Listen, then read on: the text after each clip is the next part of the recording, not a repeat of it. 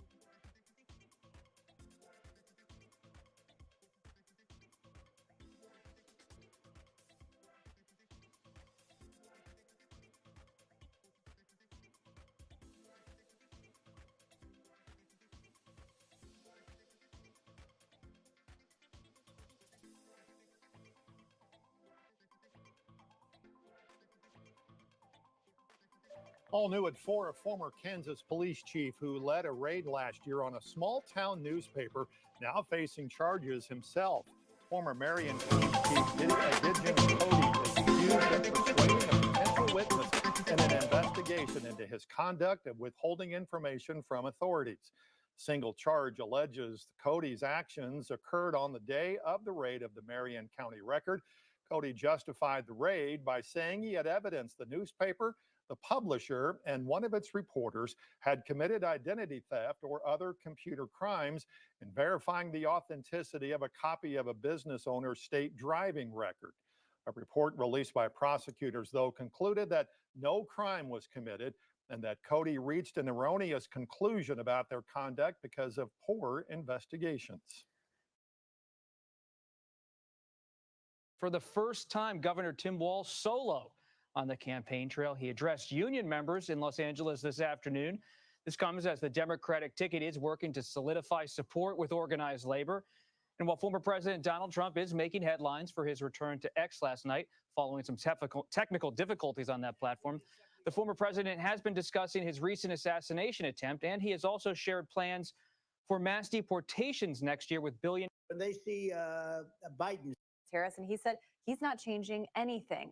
The campaign believes that they can transfer Biden's record onto Harris, but they also acknowledge that their polling shows what public polling has been showing, which is that Harris has been successful in not only consolidating the Democratic base, but energizing them as well. She's made significant gains among Black voters, particularly older Black men. And so she has tightened this race and changed the game. And you heard in that interview, 2 hours long on that platform X, the former president wants to criticize Harris and her record. The campaign wants to make this about her. But he has trouble staying on message and going after her on specific items.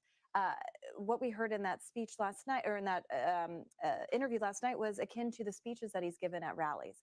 So his campaign wants him to focus on the economy, the border, Harris's record. They're calling this the Harris administration. But he has interviews like this where he goes on all sorts of tangents. Whether that appeals to those that small sliver of voters in the middle, that remains to be seen. And Weijia, good to have you with us here on America Decides. President Biden's been back, not just he's been back at the White House after being at Rehoboth Beach. Now he's on the road talking about the Biden moonshot on cancer. Let's hear what the president had to say today. It's critically important. I started this back in the administration. People about how he's going to be making some policy emphasis on the road in the coming weeks ahead of the election, and what he's going to do at the convention. Robert, it's always great to see you both. And you're absolutely right. This is a shortened amount of time for the president to try to solidify his legacy. And we know how much the Cancer Moonshot program means to him because, of course, he was inspired by the death of his son, Beau Biden, who died at the age of 46 from cancer. And so this issue is near and dear to his heart, which makes total sense why it is his first event, official event, I should say, since he announced his decision to leave the top of the Democratic ticket. And so he wanted to discuss all of the financial gains that this project has made, $150 million in new research for 8 organizations, including Tulane University, where he delivered this address.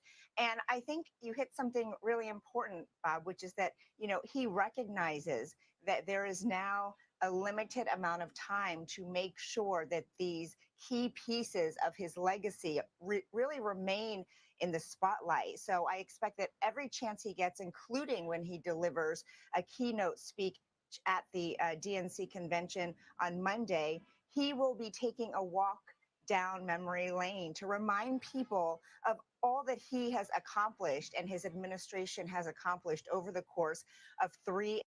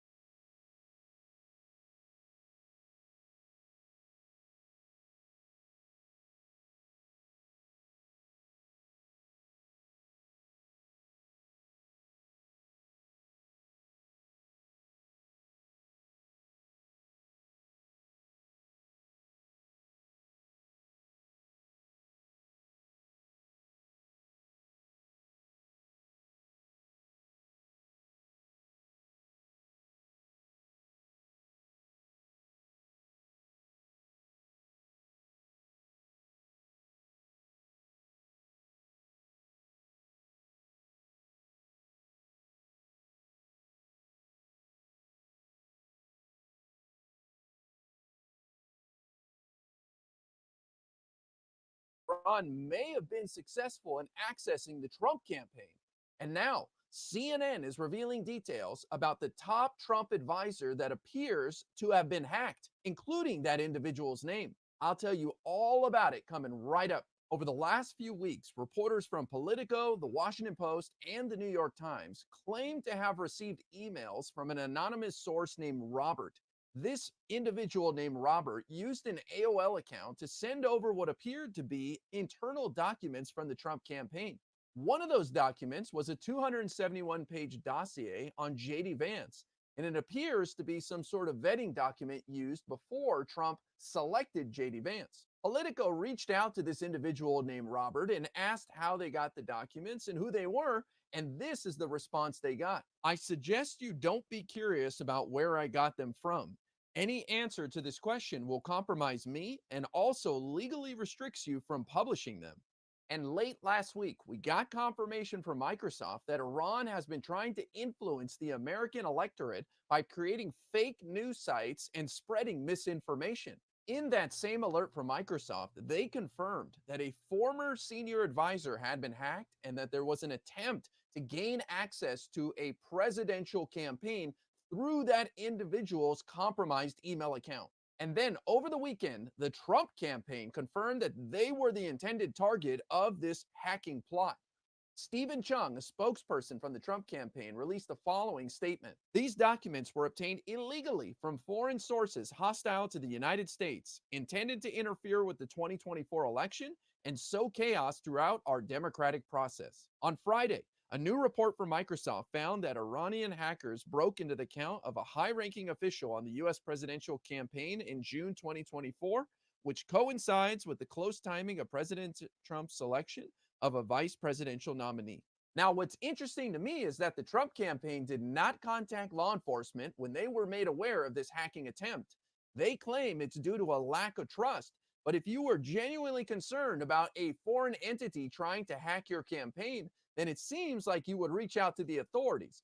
So I think there's a lot that still has to be revealed here as the FBI continues their investigation. But now we know who the victim of Iran's hack was. The former senior advisor mentioned in the Microsoft report was none other than Donald Trump's old friend, Roger Stone. Microsoft and the FBI let Roger Stone know that his personal email address had been compromised and used in a phishing attempt at gaining access to the Trump campaign. A phishing attempt is a way to try to obtain login credentials or some sensitive information. Usually comes in the form of an email with a link to click, and it looks like it's coming from someone you know. In this case, using Roger Stone's personal email account would be a great way to try to get someone in the Trump campaign to click on a link and then gain access to the campaign's internal workings. The Washington Post spoke to Roger Stone and confirmed that he was the victim of Iran's hack. He made the following statement to them. I was informed by the authorities that a couple of my personal email accounts have been compromised. I really don't know more about it, and I'm cooperating. It's all very strange. It's quite interesting that Roger Stone is the victim in this hacking plot to interfere with our presidential election. If you recall, Roger Stone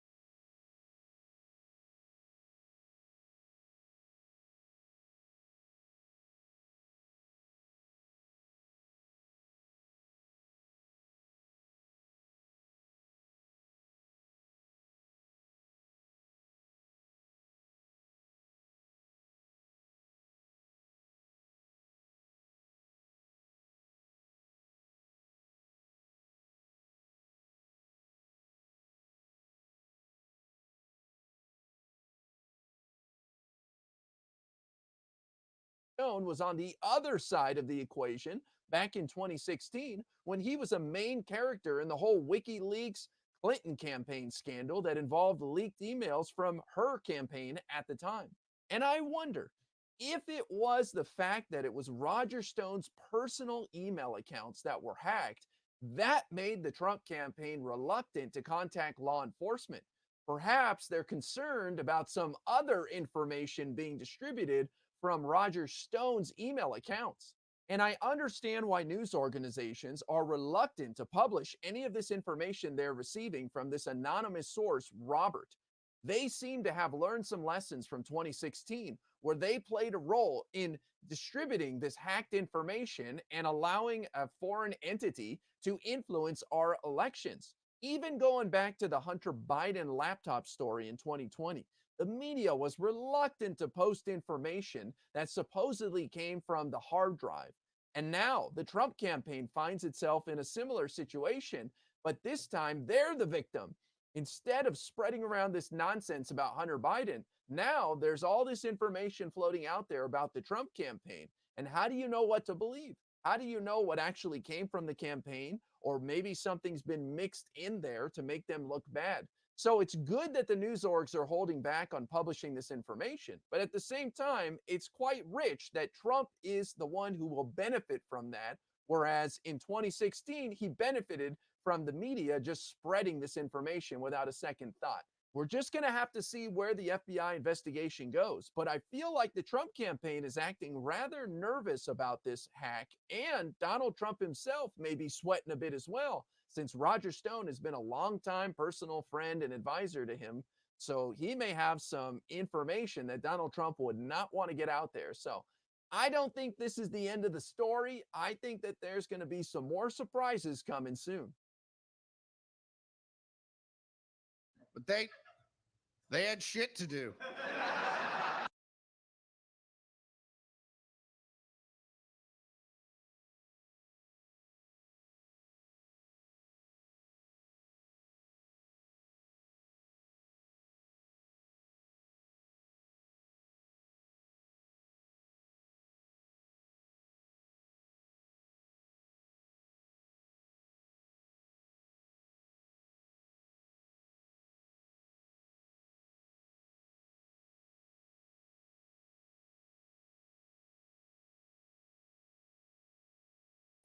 Well, it's not about getting mad.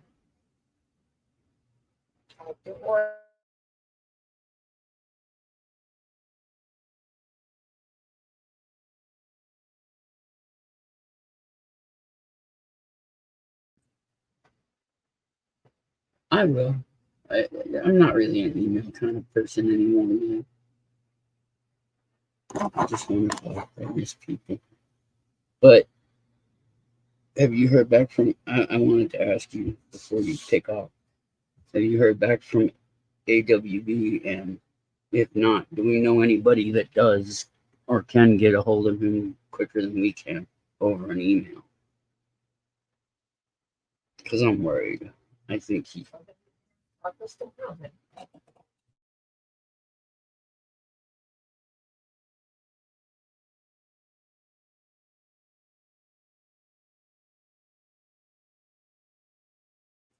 Yeah, it just got me kind of worried because he did a couple videos, and then all of a sudden didn't. And now it's been like a couple days now. So I'm just hoping he's okay because, you know, you don't get like that and not have issues. Well, you know, you can only do so much, and it's just an email, basically. We need to find somebody who can call it or knows how to get in touch with him. I'm just, for some reason, I like him out of a lot of these people.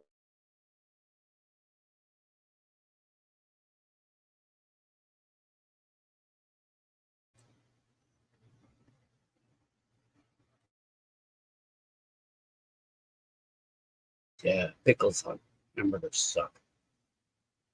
I had like 10 pickles in my sandwich. I know. I thought that was ridiculous. He is a good guy. I like him. That's why I'm worried. You know, He's one of the few nicer ones out there. I mean, he's like the Batusi and so, what's his name? We the People University. Though I get in it, I get into it with We the People. Actually, I got into it with the Batusi and Dying to Live. I just like to challenge people. Let's really think things through. And so, yeah, I'm just a little worried.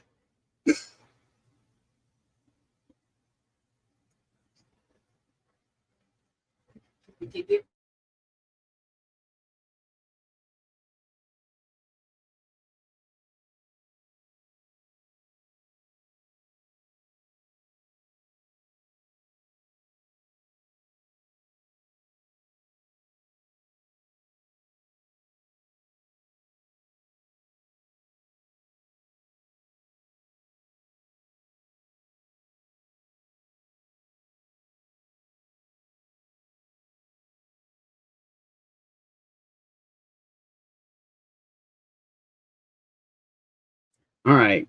Thank you, Karen. I will do so. I don't know. I just don't.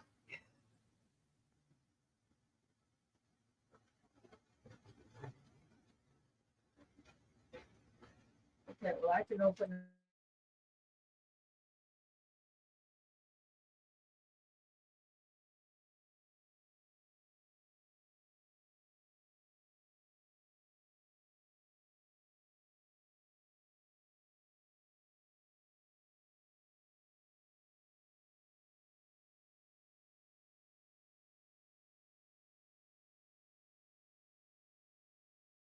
You have a wonderful night as well.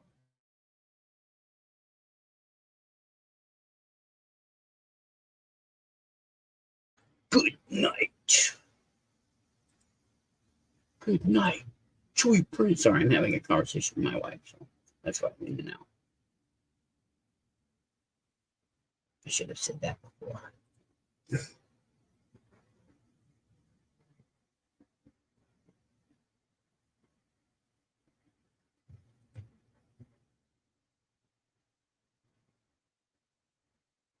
Put this out. Oh, he put this out. Man, they're really on it, aren't they?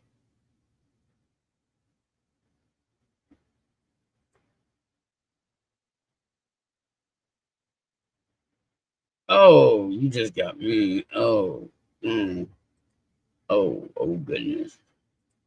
I can't be watching that kind of stuff.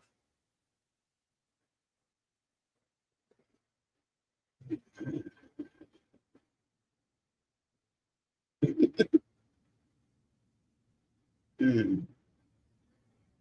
Mm. Yeah, I can't be watching that kind of stuff. No.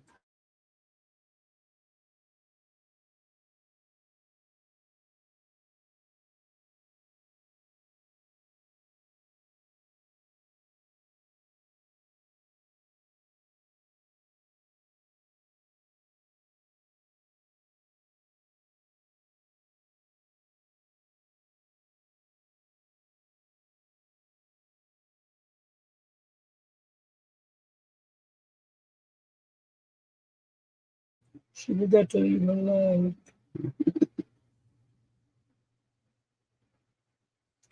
You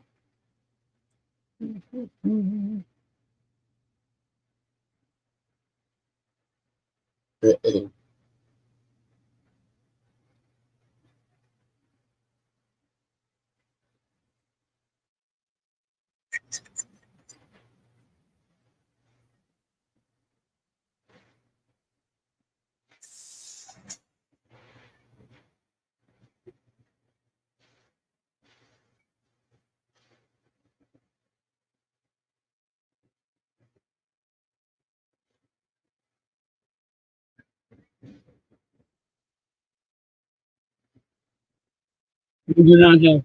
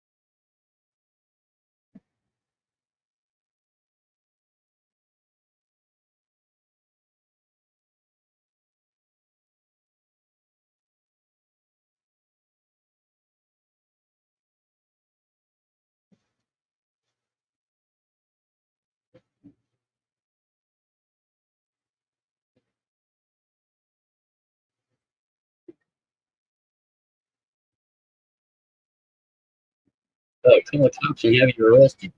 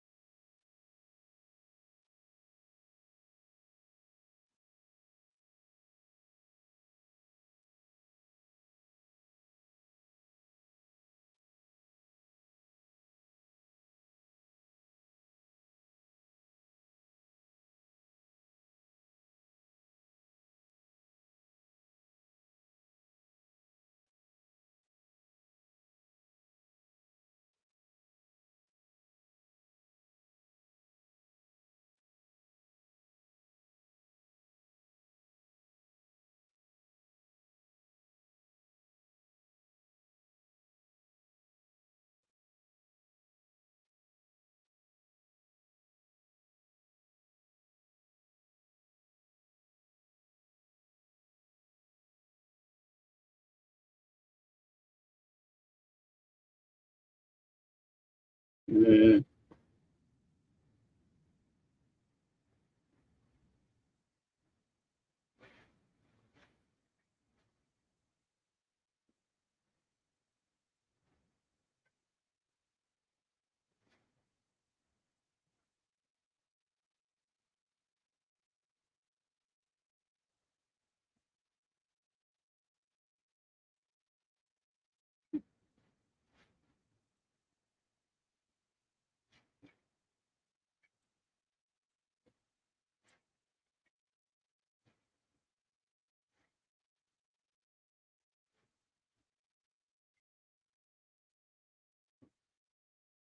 Yes, they do.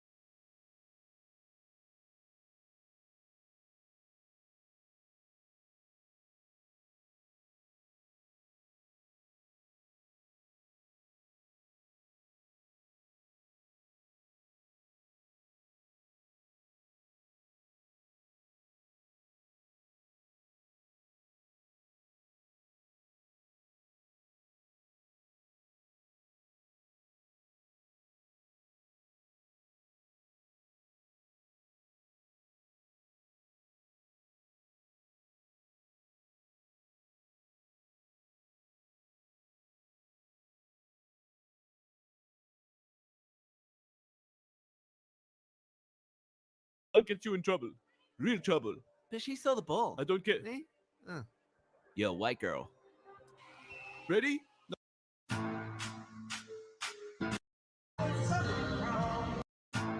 I feel bad. I would never have sneaked off if I knew you were there.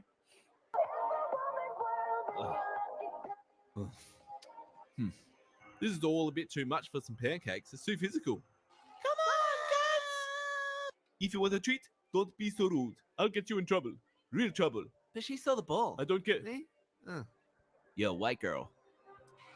Ready? No, wait till you do your pee. I've never held a rat. Let's pet each other. I'll pat you good. I like tomato sauce and cheese. I feel bad. You know Emma, of course. There's too many socks. There's more socks than days left. There's more. I literally can't handle this. Why are there 9 drawers of socks? And then he goes and buys more whenever he goes to DWS. I have a note from some of our friends that couldn't be here. Do you want a pineapple? No, I don't want to cut it. So this is very controversial and very wild, and some people are even saying it's pretty racist. Yep. I've seen better formative kindergartenry. Hey, that takes years of hard work. Hey, I work out too, you know. Excuse me, what's going on in here, please? Where's your teacher? What year is this, please? Yeah, right. And who is your teacher, usually? Miss Harris, typical. Great, well, I don't know why you're writing on the whiteboard, because you're not the teacher of this class, so go and sit down, please. The feature that makes me such an effective hunter of the Jews is, as opposed to most German soldiers, I can think like a Jew, where they can only think like a German, more precisely German soldier. If one were to determine what attribute the German people share with a beast. Can we talk about how bad the skateboarders are? I would never be an Olympic level skateboarder. How? Video games, I love sports. Oh, you love sports? Is that why you slept with the entire football team? Yeah. Your dad. All right, guys, we got the Xena Z7. Just did some checking. I'm just gonna switch it right here if you don't mind.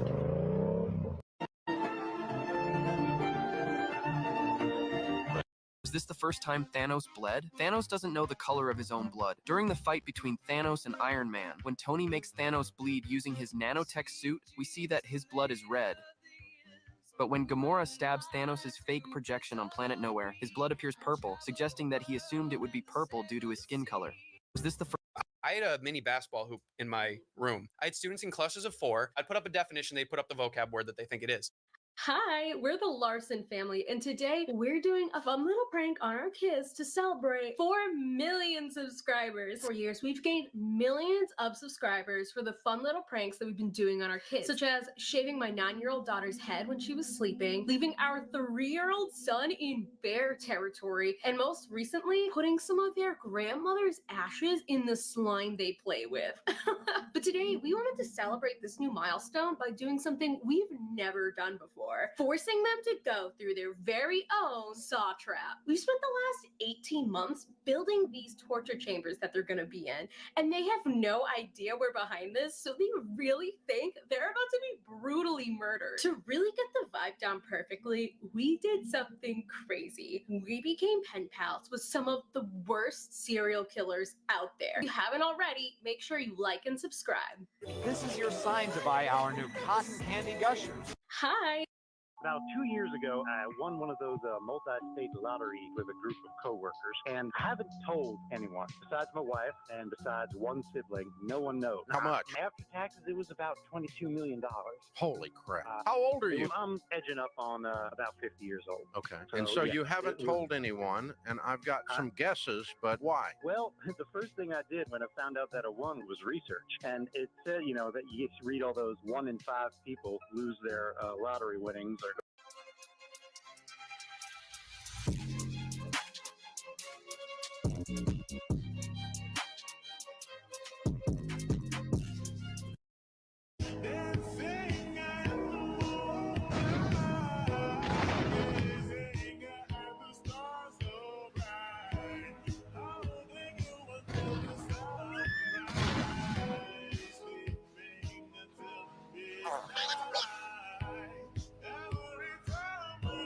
Unless you are an emergency aircraft, we are not currently accepting inbounds. For FAR 491 147, if you want to look it up.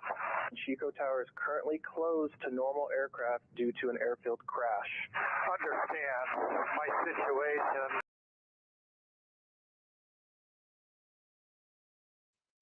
Well, maybe next time.